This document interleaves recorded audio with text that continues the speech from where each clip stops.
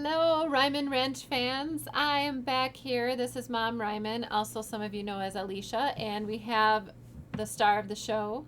Hello, I'm Ethan, and today me and my mom are going to be talking about caring for chickens and just some of the things in general that we do with our chickens. So, should we get started? Absolutely. So, the first thing we're going to talk about today for the chickens is nesting boxes. What are these necessary for chickens? Well, they're kind of like what they're called. They're for the chickens to lay their eggs in. They're nice little, as you can see, ours are little pockets of wood where they can lay, and they have nice bedding. It's kind of like a little bed for them. You got anything to say about those? Yeah, nesting boxes can look a little different. We've seen some that are actually more enclosed with little holes where the chickens can hide further into the boxes to feel a little bit more protected. A little funny tidbit that you might want to know, at least for our chickens, they fight over one nesting box. Though they have four, as you can see in this video here, they actually all usually choose one and sometimes even lay on top of each other and lay eggs in the same nesting box. So someday maybe we can actually show you that picture because it's quite humorous watching two chickens share a small space. Yeah, it's quite funny how they're like, "Oh no, I want this one." No, no, I'm in here, and it's quite a funny story. So I don't know if you guys can see it now, but we do have a heat lamp in here, and that is because right now it is getting close to being winter. At the time of recording this, there are 6 days till Christmas, so that is why you are going to see a heat lamp. It is pretty cold up here in central Wisconsin. Don't know where you guys live, but maybe that's something you can leave in the comments down below.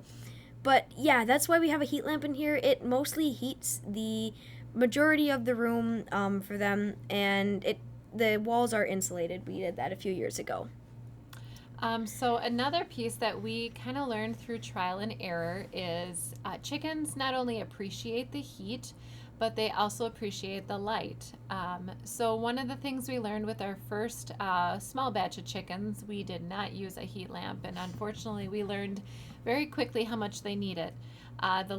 Extra light they need for laying eggs to produce those eggs. Once the daylights shorten, like it does in winter, their bodies adjust and they no longer lay those eggs. So if you want to continue to have egg production over the winter, a heat lamp is absolutely necessary. Yeah, they are necessary. I remember that year we didn't have any eggs that winter. So now you're going to notice we are going into the little red coop, as I like to call it. This is where we put our youngins for the chickens. This is where the little baby chicks go. And as you can see, we have a new batch of baby chicks. We just got these guys a few months ago. They are now almost grown up to full-size chickens. And guess what breed they are? Buff Orpingtons. You probably saw our video a few months ago when we did the video about the Buff Orpingtons. And yes, these are all Buff Orpington baby chicks.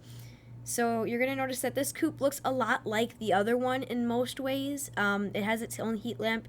And, well, this one's not insulated because we did get this one only this year. We've only had it for a while now. But looking outside, you can see that they like to peek outside whenever somebody walks in. It's kind of a funny thing. Do you have anything to say about the baby chicks? They are doing well. We are trying to get them adjusted to the bigger chicken coop that is also insulated, and actually that chicken coop has the heated water, which is another piece that we forgot to mention. To keep water heated, there is a small metal heater that you will probably see in one of the videos that Ethan will show you that helps keep the water thawed for them. The baby youngins, or just the youngins, once you bring in a different batch of chickens, you have to slowly introduce them, and that's what we're working on by having the two separate coops. Some are adjusting better than others, so we're still working on that. Yeah, and when we first introduced them, I remember we tried letting them out, and then the big chickens just all went after them. So you have to do it slowly. It's kind of a process, but it's easy enough. Once they start to know each other, they get the hang of it. So now we are going to move inside of the chicken coop pen to talk about two things right now. The first one we're going to talk about is how chickens bathe. They do it with, as you can see here, dust bathing. They like to cover themselves in dirt and get into a little hole. The one you see here is my sister's favorite chicken, Jules is what she calls her. And she's a cute chicken, and as you can see, she's just burrowing herself inside of the dirt. It's kind of funny. And One of the questions we should ask, but we'll probably give you the answer to, is why do chickens dust bathe? It's kind of an interesting reason. Sometimes chickens will get little parasites or little bugs that crawl under their skin and feathers.